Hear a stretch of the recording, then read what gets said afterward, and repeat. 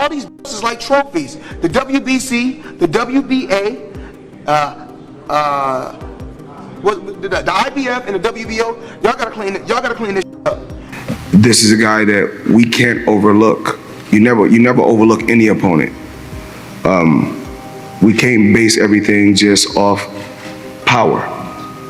And the problem, we try to be as much fair as we can. Yeah, no. Despite the written rules regarding it, but we also know that there's a commercial value in certain fighters that can improve the chances of the. After the controversial fight between Gervonta "Tank" Davis and Lamont Roach Jr. on March 1st, 2025, at Brooklyn's Barclays Center, boxing legend Floyd Mayweather has publicly criticized the World Boxing Association, WBA, for alleged corruption.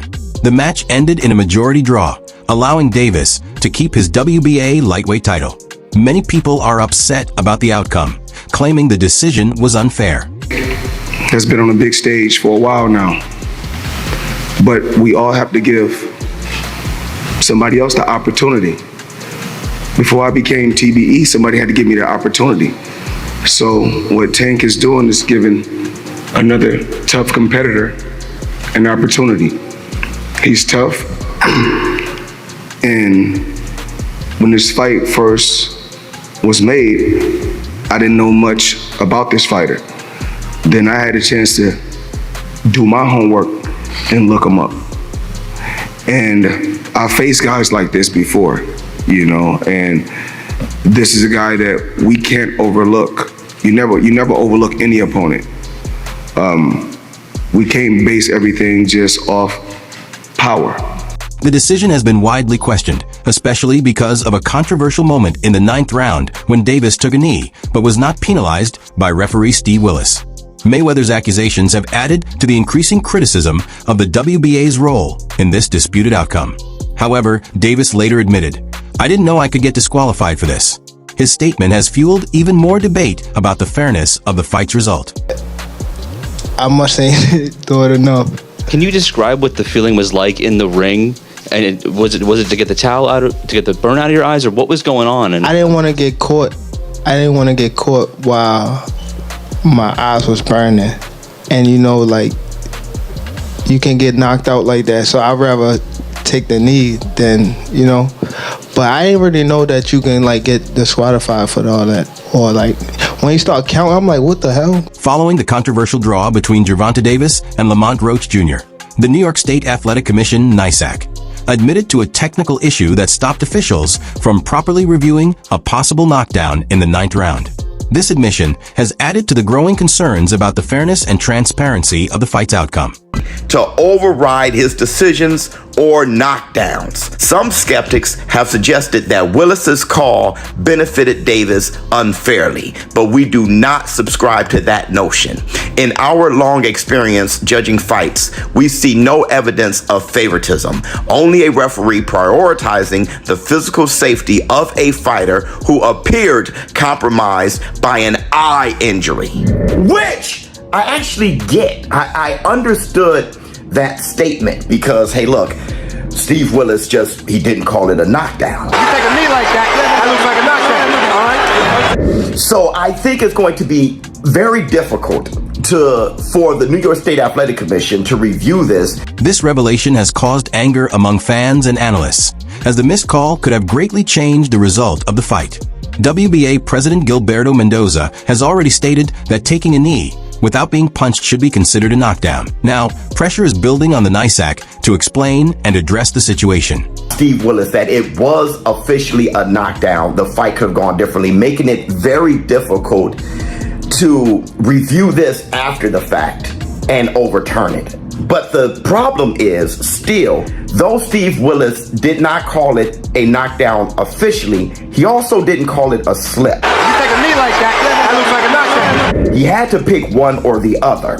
And according to the rules, if it's a slip, the referee has to let it be known that it's a slip. Slips. When a boxer goes down and the referee deems it not to be a legal knockdown, they should immediately wave both hands in a crossing motion at or below their waist level. Some in the boxing community believe Lamont Roach Jr. should have won the fight, but was unfairly denied the victory because of Gervonta Davis's fame and marketability.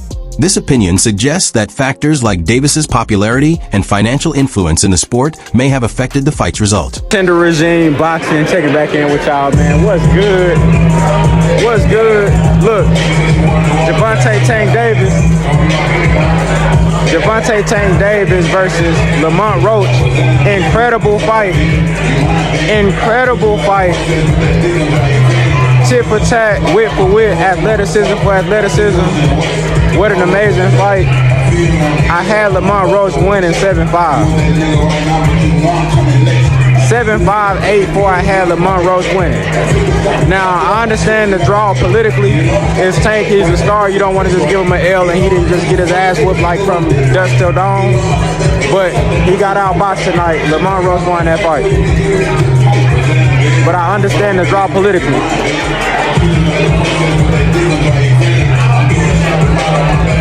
How did you see the fight, bro?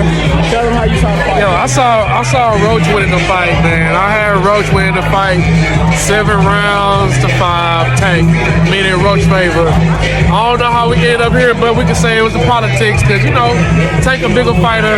If you want to beat a king, you got to beat the king. In order to beat the king, you got to knock him out. And they ain't doing this fight. But, hey, the next fight going to be big bread, though. So, that's all I got to say, man. Yeah. Great fight, man. Great fight.